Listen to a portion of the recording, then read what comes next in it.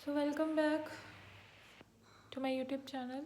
सो अज की जी वीडियो है जिमें कि असी पिछली वीडियो डिस्कस किया कि प्रोसीजर के कि अकॉर्डिंग टॉपिक पर असी डिस्कस करा। सो अज का टाइम वेस्ट ना करते हुए अज जो टॉपिक है वो है डाइस। और एक ही वीडियो के असी सारे डाइस के टाइप कवर करा और हर तरह का सवाल जोड़ा वा पूछया जाता वा पेपर के पॉइंट ऑफ व्यू के नाल उही पढ़ा कुछ भी मतलब कि एक्सट्रा नहीं। पंजाब पुलिस कांस्टेबल 2026 जो डाइस के क्वेश्चन है सो वो करा। सो डाइस डाइस थोड़ा मैं जूम करदा। डाइस जिवें कि सानूं पता ही है जिहड़ा डाइस आ उहदे विच आपां जिहड़े आ डाइस दे विच आपां जिहड़े आ 5 केस पढ़ांगे। केस 1 2 3 4 5। सो 5 केस पढ़ांगे। फर्स्ट केस 1 दे विच आ 1 फिगर केस। एक फिगर केस जिहड़ा डाइस होवे एक अगर डाइस दिता हो। सैकेंड दे विच आ 2 फिगर केस 2 डाइस दिते होणगे। सो थर्ड दे विच मोर दैन 2 फिगर 2 तो ज़्यादा डाइस दिते होणगे। फिफ्थ फोर्थ दे विच ओपन डाइस दा सवाल आ सकदा वा। और फिफ्थ दे विच लैंगुएज बेस आ। सो कांस्टेबल दे विच जिहड़ा वा लैंगुएज बेस नहीं पूछया जाता। सो अगर जरूरत पई तो अकॉर्डिंग टू मी 2023 ਦੇ ਵਿੱਚ 24 ਦੇ ਵਿੱਚ 25 ਦੇ ਵਿੱਚ ਜਿਹੜਾ ਵਾ लैंगुएज बेस क्वेश्चन डाइस तो कदे भी आया। डाइस तो क्वेश्चन ही नहीं कभी आया। डाइस फिर भी सिलेबस ਦੇ ਵਿੱਚ ਹੈਗਾ ਤਾਂ ਅਸ ਕਰਕੇ ਅਸੀਂ ਜਿਹੜਾ ਇਹਨੂੰ ਕਵਰ ਕਰਨਾ ਹੀ ਕਰਨਾ ਵਾ। ਇਹ ਸਿਲੇਬਸ ਦੇ ਵਿੱਚ ਆ ਔਰ डाइस ਤੋਂ ਉੱਦਾਂ ਕਦੀ क्वेश्चन ही नहीं आया। एक नंबर का क्वेश्चन भी नहीं आया। बट असी जी हर चीज़ ਨੂੰ ਜਿਹੜਾ ਵਾ प्रॉपर तरीके दे नाल लेके जाना लुट करके जाना कुछ भी एडा डिफिकल्ट नहीं है। सो केस 1 दे विच की है सिंपल ही आ एक फिगर डाय केस होवे ते वो ते कर सकदा हर कोई कर सकदा वा। कॉमन सेंस वाली गल है रीजनिंग आ रीजनिंग दे विच लगदी आ कॉमन सेंस। सो इन्नी क इंसान दे विच कॉमन सेंस हुंदी। केस 2 तो शुरू करते हैं। केस 2 दे विच आ कि when there are 2 positions of a dice आ गिवन। सो किहड़े टाइप के क्वेश्चनस जिहड़े आ बन सकदे आ। ठीक है ਜਦੋਂ 2 डाइस सानू दिते होणगे। ठीक है आई होप कि तुहानू विजिबल है। ओके सो ਇਹਦੇ ਵਿੱਚ ਅਸੀਂ देखते हाँ कि अगर सानू क्वेश्चन आ जाए when there is only one common मतलब ਜਦੋਂ ਇਹਨਾਂ ਵਿੱਚ एक कॉमन होवे। सो ਇਹਦੇ ਵਿੱਚ तो कॉमन है ही नहीं। ठीक है सो ਇਹਦਾ क्वेश्चन है ऑपोजिट टू 6 इज 6 के ऑपोजिट की होएगा। सो एक चीज़ मैं तुहानू समझा दा जिवें हमेशा 1 2 3 4 5 6 1 2 3 4 5 6 चाहे तुसी इस पैटर्न दे विच लिख लो चाहे तुसी इस पैटर्न दे विच लिख लो।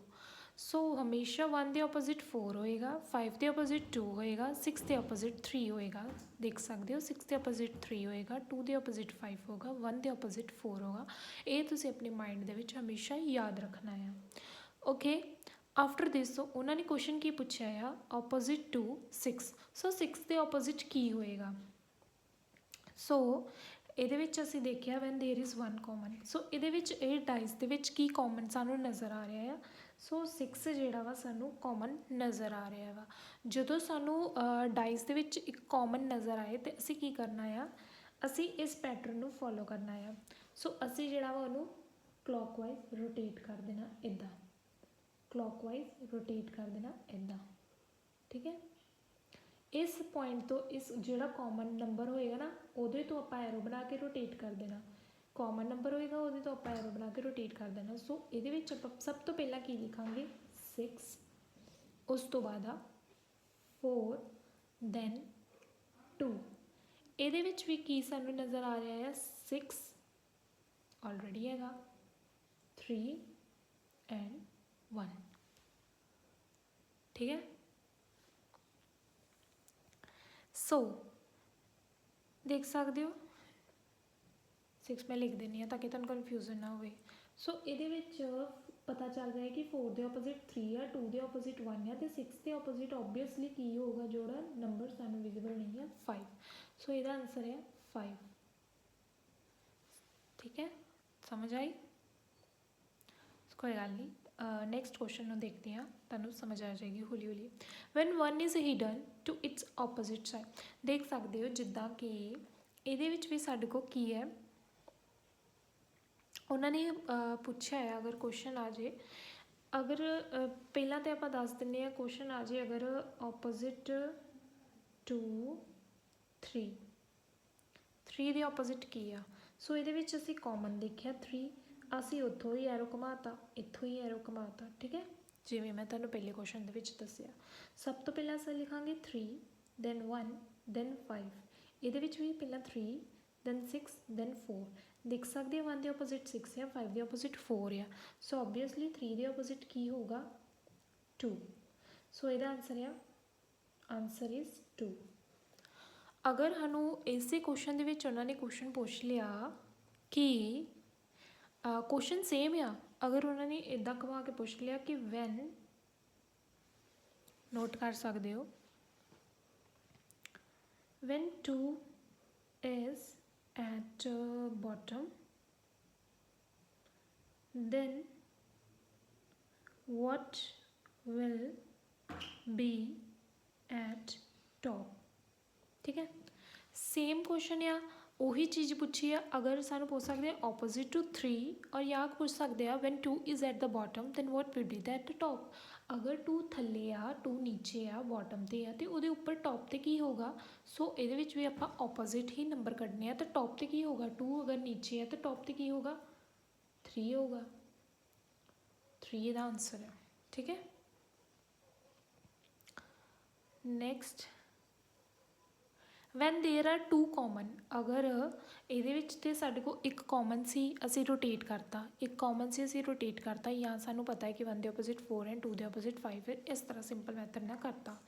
अगर सानू क्वेश्चन आ जाए वैन देयर आर 2 कॉमन, अगर 2 कॉमन हो इस डाइस दे विच, ये कॉमन है, देख सकते हो डॉलर का साइन एन,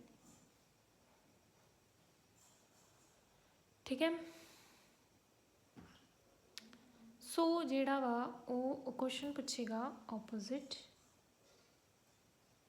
ठीक है, टू दिस पूछ लिया अगर दिस, ये साइन के ऑपोजिट, सो कन्फ्यूज हो जाना कि ये साइन तो है ही नहीं विच, सो ये साइन नहीं है, तो असी की करांगे कि इत्थे मिसटेक हो गई, अच्छा ठीक है, ऑपोजिट टू ऑपोजिट साइड्स दसनी है, ठीक है, सो देख सकते हैं ये जी अगर आ दोनों हो गए तो जोड़ा बच जाता है वो एक दूसरे के परसेंटेज के ऑपोजिट की आ, सो परसेंटेज के ऑपोजिट ये ट्रायंगल आ, ये साडा आंसर है। हमेशा याद रखना अगर 2 कॉमन होणगे उहदे विच जिहड़ा एक बच जाएगी साइड वो आपस दे विच की होणगे, दोनों जाने ऑपोजिट साइड्स होणगियां, सो ये ते सी साडा केस नंबर 2। हुण असीं पढ़ना है case number 3। Case number 3 more than 1 figure और एक तो ज़्यादा फिगर्स दित्तियां होणगियां तो असीं किद्दां करना है, मोर दैन 2 फिगर तो ज़्यादा मतलब जिद्दां 3 देतियां, इत्थे तो 3 दित्तियां, 4 देतियां, 5 देतियां, मतलब कांस्टेबल के लैवल दे विच उदां इन्नियां पुछियां नहीं जांदियां, मतलब ज़्यादा फिगर वाला केस 3 जिहड़ा वो नहीं पुछया जांदा, वो इन्ना आउंदा ही नहीं है, अगर पूछा जाएगा तो बस 2 फिगर केस जो वो पूछा जाएगा केस नंबर 2। अगर इस तरह सानू आ जाए तो उन्होंने पूछा कि ऑपोजिट 2 के ऑपोजिट की होगा, सब तो पहला असीं की फाइंड आउट करांगे कि इन्हां विच कुछ कॉमन है,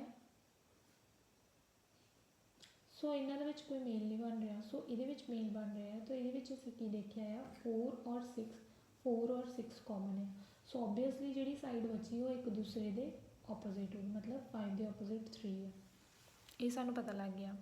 बट इन्होंने सानू पूछा है 2 के ऑपोजिट की आ, सो ये कोई मेल नहीं बनया दोनों डाइस का, सो हम अगर असीं थर्ड डाइस और फर्स्ट डाइस में वेखिए ये साढ़े को 3 कॉमन आ, 3 कॉमन आ और ये भी साढ़े को 3 कॉमन है। मैं जो दसिया सी अगर साढ़े को एक कॉमन होवे तो असीं की करना, इत्थों एरो शुरू करके रोटेट कर देना, इत्थों एरो शुरू करके रोटेट कर देना क्लॉकवाइज, सो ये असीं वेखिया कि 3 उस तो बाद 2 उस तो बाद 1 3 उस तो बाद 4 उस तो बाद 6 सो उन्होंने पूछा 2 के ऑपोजिट की 2 के ऑपोजिट साडा आंसर आ गया की है 4 4 इज आवर आंसर। ठीक है, एक और एग्जाम्पल तुहानूं समझानी है फिर बैटर समझ आएगी। उन्होंने पूछा है कि ऑपोजिट टू ए दे ऑपोजिट की है। सब तो पहला सानू कुछ कॉमन दिख रहा है, इन्होंने दोनों डाइस के विच कुछ कॉमन नहीं है। नैक्सट ये देखते हैं साढ़े को आ ए कॉमन और ये भी ए कॉमन। मैं दसिया जो कॉमन हो इसे क्लॉकवाइज रोटेट कर देना, उस पोजीशन तो लैके क्लॉकवाइज रोटेट कर देना। उस तो बाद असी देखिया A then C then B, इत्थे भी ए ई एंड एफ। उन्होंने सानू पूछा ऑपोजिट टू ए, सी दे ऑपोजिट ई, बी दे ऑपोजिट एफ और ए दे ऑपोजिट की होगा कॉमन सेंस जो बचिया वही जो ऑपोजिट होगा D is our answer. So dice chapter इन्ना ईजी है, इट्स सिर्फ जिमें गेम वांगू होंदा है कि थोड़ा जिहा सानू दो चीज़ों को याद रखना है। ठीक है, एक तो ऑपोजिट नंबर और एक याद रखना है कॉमन होवे तो कॉमन चीज़ में बस पढ़ना है, कॉमन तो बाद असीं रोटेट कर देना, चाहे 1 कॉमन है चाहे 2 कॉमन होए, ये दोनों चीज़ों को बस सैटअप माइंड में रखना है और कुछ नहीं है इस डाइस में। तो नैक्सट केस असीं देखते हैं केस नंबर 4 ओपन डाइस। अगर ओपन डाइस खुला दिस डाइस जिहड़ा वा अगर खुला डाइस होवे है ना तो उन्होंने किद्दां सॉल्व करना है। अगर उन्होंने पूछा कि जिद्दां सानू ओपन डाइस देता, ये पहला क्वेश्चन ते विच सानू क्लोज डाइस दिंदे ही, उहदे विचों सानू ऑपोजिट साइड्स पुछ लेंदे या ना। ठीक है, टॉप ते की हो बॉटम ते की हो, बट अगर सानू खुला डाइस दे सानू नहीं आउंदा। सो नोट आ इनू हमेशा याद रखना आ। सब तो पहला मैथड लाना सी अल्टरनेट। अल्टरनेट मैथड मतलब जिवें जंपिंग मैथड 1 दे ऑपोजिट 3, 4 दे ऑपोजिट 6 और जो बच गया 2 दे ऑपोजिट 5। ठीक है, समझ आई अल्टरनेट मैथड। अगर जोड़ा वा ये अल्टरनेट मैथड है, ठीक है, ये असी देखते हैं आगे 1 सेकेंड। सो ये उन्होंने कहा कि अगर असी डाइस को क्लोज करांगे, ठीक है, तो वो किहदा रूप लेगा। सब तो पहला सानू ऑपोजिट साइड्स पता होनी चाहिए। सो जिद्दां कि असी अल्टरनेट मैथड ना कढ़िया 1 के ऑपोजिट की आया साढ़े को 3, 4 के ऑपोजिट साढ़े को की आया 6 एंड दैन 2 के ऑपोजिट साढ़े को की आया 5। सो डाइस किद्दां बनूगा, या तो सानू 1 दिखेगा, 4 दिखेगा, 2 दिखेगा, 3 दिखेगा, 6 दिखेगा, 1 ठीक है, 2 ठीक है, 3। सो 1 और 3 एक जगह पर नहीं आ सकते। सो ये जो साडा क्रॉस हो गया। नैक्सट क्योंकि 1 और 3 एक दूसरे के ऑपोजिट है, या तो 1 दिखेगा नहीं तो 3 दिखेगा, दोनों चो कोई एक दिखेगा। समझ आई? जिस तरह ना इत्थे असी 2 आ 3 आ और 4 है, ये जोड़ा साडा पूरा करैक्ट है। 4 5 और 6 4 5 और 6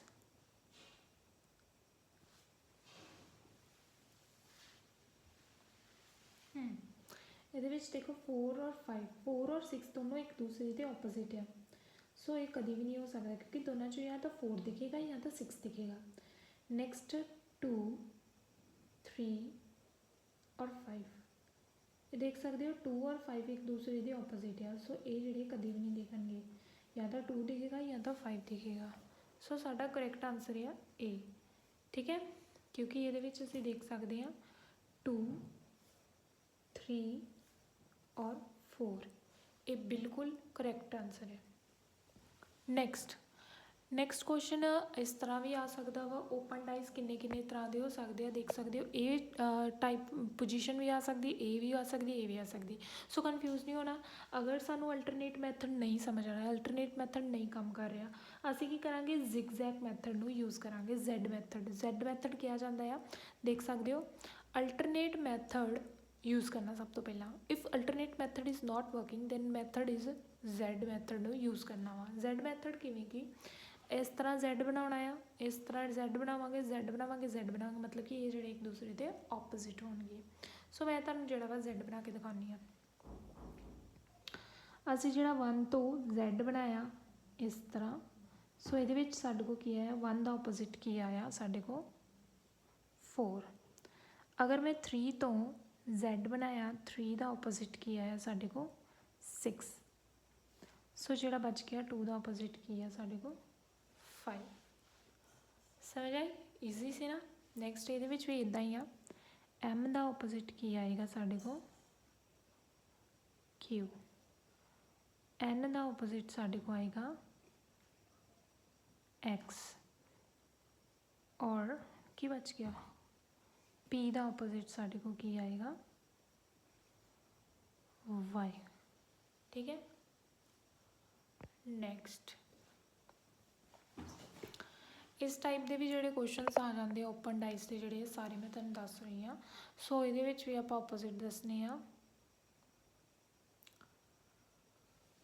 तो ये भी अगर असी Z मैथड का यूज़ करिए, ठीक है, अगर असी ये भी Z मैथड का यूज़ करते हैं, सो 1 के ऑपोजिट साडे को आया 5 और 2 के ऑपोजिट साडे को आया 6, then 4 के ऑपोजिट साडे को की आएगा 3। ठीक है। ये भी अगर देखते हैं अल्टरनेट मैथड में अगर इसे यूज़ करते हैं, ये देखो M के ऑपोजिट की आएगा एक खाली बॉक्स, M के ऑपोजिट की आएगा खाली बॉक्स, और खाली बॉक्स के ऑपोजिट की आएगा खाली बॉक्स, और जो बच गया N के ऑपोजिट O। ठीक है, ईजी, थोड़ा जिहा बस ट्रिक नूं जिहड़ा समझना वा। ठीक है, और तुहाडा सॉल्व चैप्टर हो जाएगा। ये भी अगर असी देखिए अल्टरनेट मैथड नूं, D के ऑपोजिट की है E, D के ऑपोजिट E, A के ऑपोजिट C, और B के ऑपोजिट की आएगा A नंबरस। ठीक है। सो असी देखते हैं, चैक करते हैं D और E इकट्ठे नहीं आ सकते, B और D आ सकते हैं, बट B के ऑपोजिट नंबर A भी नहीं आ सकता। A B C A और C इकट्ठे नहीं आ सकते, B D C, very good. So ये साडा आंसर से। जिन्हों कुछ चीज़ा है जिहड़ा वा जिन्हों ट्रिक्स आ गई। ठीक है, जिन्हों पता लग गया कि असी अल्टरनेट मैथड यूज़ करना वा, असी Z मैथड यूज़ करना वा, असी सब तो पहला सॉल्व भी करन तो पहला जिहड़ा ऑपोजिट कढ़ना वा, और साडा क्वेश्चन अपने आप ऑटोमैटिकली सॉल्व हो जाएगा। असी चैक करना वा की कॉमन आ। सो ये 4-5 चीज़ां बस ये चैप्टर कंप्लीट। सो ये भी अगर ये तो हो गया सिंपल, अगर क्वेश्चन बाई चांस आ जाए कि सानू ये नंबर्स वाला आ जाए, ठीक है, मैं दोबारा तो कर दी D के ऑपोजिट की आएगा E, A के ऑपोजिट आएगा C, और B के ऑपोजिट की आएगा A नंबर्स। ठीक है, आ जोड़े नंबर्स ने बाहर वाले, ये जोड़े D के ऑपोजिट आएगा। सो डाइस बनेगा A और D और A नंबर। ਹੁਣ ਇਹ ਅਸੀਂ देखना है कि ये नंबर आएंगे किदा। सो ये हमेशा से देखना 1 2 3 4 1 2 3 4 इस तरह। ठीक है, रोटेट हो रहा, तो असी की करना उन्होंने क्लॉक जिहड़ा आ एंटी क्लॉकवाइज रोटेट कर देना 4 3 2 1 किदा इस तरह 4 3 2 1 जिदा ये बॉक्स आ 1 2 3 4 असी की करना वा इनू रोटेट करके 4 3 2 1। ठीक है, हमेशा याद करना वा, अगर सीधे होन तो उन्होंने बैकवर्ड नू कर देना, अगर बैकवर्ड होन तो उन्होंने फॉरवर्ड नू कर देना बस। हुण ये 4 3 2 1 4 3 2 1 4 3 2 1 4 3 2 1। सो एरिया साडा करैक्ट ऑप्शन। ठीक है, 4 3 2 1, क्योंकि इतने 1 2 3 4 ही 4 3 2 1। ठीक है, अगर इतने होंदा A B C D, सो साडा बॉक्स बनना सी D A B C D D C B A। सो ये साडा बॉक्स बनना सी, ठीक है। सो केस जिहड़ा वा साडा लास्ट केस सी वो सी केस 5 लैंगुएज बेस्ड, है ना। लैंगुएज बेस्ड जिहड़े आ कांस्टेबल दे लेवल दे विच नहीं पूछे जाते। सो ये जिहड़े क्वेश्चन आ तुसीं नोट कर लो। सो ये से साडा डाइस चैप्टर इत्थे कंप्लीट हुंदा आ। सो और डाइस के जिहड़े प्रैक्टिस क्वेश्चनस ने वो भी मैं तुहानूं दस दिंदी हूँ असीं कित्थों करने आ। ये वाली बुक परचेज करनी आ। सो ये विच ऑल जिहड़े आ सिलेबस हैगा रीजनिंग की बुक है। सो डाइस मैं तुहानूं ओपन कर देनी आ। डाइस के बहुत बेस्ट क्वेश्चनस आ, सब इंस्पैक्टर लैवल के SSC CGL लैवल के जिहड़े क्वेश्चनस ने वो तुसीं सॉल्व कर लोगे तो मतलब कि तुसीं हर पेपर नूं क्रैक कर सकते हो। ये जिहड़े क्वेश्चनस ने मैं इत्थे सॉल्व किए हुए आ डाइस के, क्योंकि जिहड़ी मैं प्रैक्टिस अपनी डेली करती हाँ, ठीक है। सो ये डाइस के क्वेश्चनस ने जो तुसीं इत्थे सॉल्व कर सकते हो बुक। और डाइस का चैप्टर इन्ना की आ, कोई भी होर किते वीडियो ते भड़कन की लोड़ नहीं है कोई भी, है ना। बस इन्ना कुछ तुसीं कर लोगे ना, डाइस चैप्टर तुहाडा 1-2 नंबर पक्के है, ठीक है। और ये जिहड़ी आ डाइस के देख सकते हो किन्ने क्वेश्चन है 202, तो मैं सारे सॉल्व किए हुए हैं। और इत्थे जिहड़े सानूं आंसरस भी दिते हैं, तुसीं आंसर भी चैक कर सकते हो। अगर कोई ना भी समझ आए कि है ना ये जिहड़ा वा किद्दां हो गया, तो इत्थे जिहड़े पिछे सल्यूशनस भी दिते हैं। बुक बहुत वधिया आ, तुसीं जाओ और परचेज करो। और इहदा प्राइस है 770। सो बेस्ट बुक है रीजनिंग लिए। तो मैं जी अपनी रीजनिंग सिर्फ इसे बुक तो करती हाँ, और इस तो इलावा मेरी रीजनिंग कोई नहीं। और 20 चों 20 मार्क्स तुसीं कैरी कर सकते हो। सो थैंक फॉर वॉचिंग, मिलते हैं नैक्सट टॉपिक ते। तद तक लिए तुसीं डाइस चैप्टर में जिहड़ा वा रिवाइज करते रहना, ठीक है। और अगर तुसीं स्क्रीनशॉट भी लेना चाहते हो तुसीं लै सकते हो, और नाल अपने नोट्स भी बनाने हैं, ठीक है। और इन्हां नूं ही बार बार जिहड़ा प्रैक्टिस करना है, इस तो बाहर कुछ नहीं आएगा। थैंक्स फॉर वॉचिंग, मिलते हैं नैक्सट वीडियो च।